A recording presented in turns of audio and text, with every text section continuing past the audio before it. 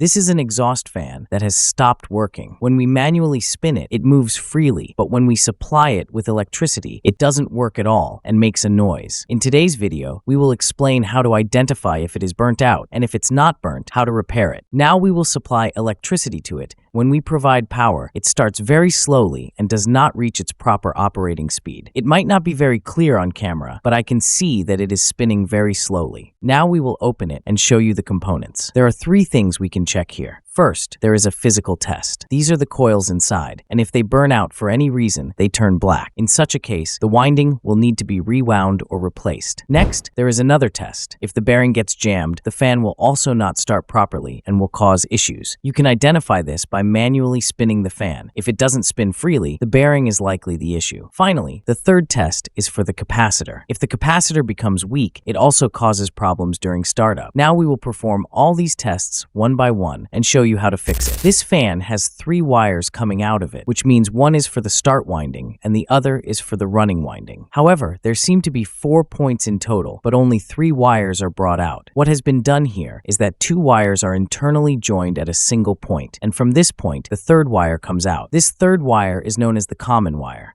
We will get 3 types of resistance readings for the 3 wires. These readings will give us 3 different resistance values, and based on them we can determine which wire is the common, which one is the start winding, and which one is the run winding. When I test these wires, we are getting a resistance value of 534 ohms between the 2 wires. We will note this down, but we still don't know which wire this corresponds to because we need to check all the combinations to figure it out. Now let's test the black and red wires. The resistance value is 264 ohms, and we'll note this down as well. Next, we'll check the black and another wire, red for example, and this time the value is 270 ohms. Now, you can easily determine which wire is the common. The rule is simple. The highest resistance reading always comes from the common wire because it is measured across both coils combined, start and run windings. So, the 534 ohms reading indicates the common wire. Among the remaining readings, the lowest value, 264 ohms, corresponds to the running winding. The higher value, 270 ohms, corresponds to the starting winding. This is a simple formula to remember, and by following it, you can easily identify the wires. Also, note that the capacitor is always connected between the start winding and the running winding. The neutral is connected to the running winding, and the line is always connected to the common wire. This setup ensures the fan operates correctly. How can we identify if the coil has become weak? If the resistance readings we get from these 3 tests show a significant difference, such that the values are not even close to each other, this indicates that the coil has weakened. In such a case, the coil will need to be replaced. After this, we will show you the next test. The test for the capacitor is also very simple. First, perform a physical inspection. This capacitor is completely flat, so it seems to be in good condition. If the capacitor is bulging outward, swollen, or blown, it will be obvious that it is damaged and needs to be replaced. However, if the capacitor appears flat like this, then you will need to test it further to confirm whether it is functioning properly. Now let's test this capacitor. For this, you'll need 2 wires to connect to the capacitor. The capacitor can be tested either by directly supplying electricity to it or using a series board. For this test, we'll supply direct electricity to the capacitor. Connect the wires to it, switch on the power, and keep it on for 10 to 15 seconds. Then turn off the power. By now, the capacitor should have stored a charge. Next, we'll disconnect the wires and discharge the capacitor. To do this, use a tester or screwdriver and touch both terminals of the capacitor. If it is working properly, you will see a clear spark or discharge point. In this case, when we discharged it, there was no significant spark or discharge, only a very weak response, which might not even be visible on camera. This indicates that the capacitor is weak and needs to be replaced. Now, let me also show you what a properly working capacitor looks like during the test, so you can compare and easily identify a good capacitor. Now we have another capacitor, which is in perfect condition, so let's test it. The procedure is the same. Connect the wires to the capacitor and supply electricity to it for 10 to 15 seconds to allow it to charge. After counting 10 to 15 seconds, turn off the electricity. The capacitor is now charged. Next, we'll discharge it using the same method as before. When we discharge it, you can see a spark and hear a sound, which indicates that the capacitor is working properly. This means the capacitor is in good condition, and we can now install it in the motor. Now, let me share an important tip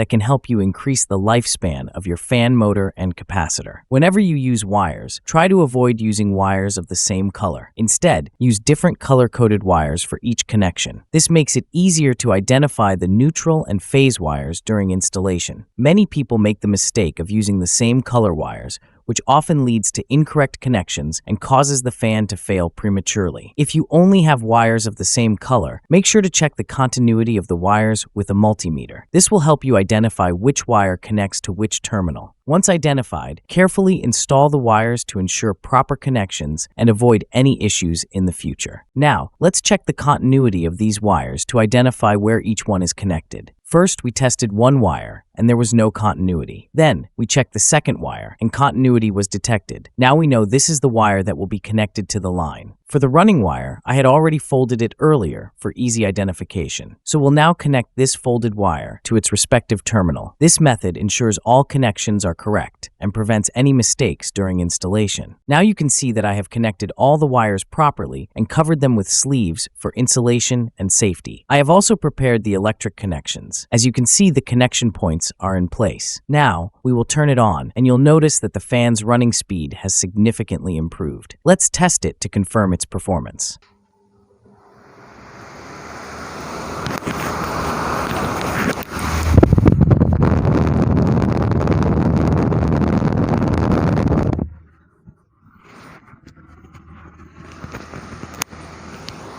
Let me explain what to do if, by chance, you don't have a multimeter and the wires are connected incorrectly. If the wires are swapped, simply exchange the single wire at the specific point where it is connected. Switch its position with the other wire, and this will correct the rotation of the motor. By doing this, the motor's rotation will become proper and aligned. This is an easy way to fix the wiring without any special tools like a multimeter. Click on the left or right thumbnail to watch our next videos, and subscribe. Thank you.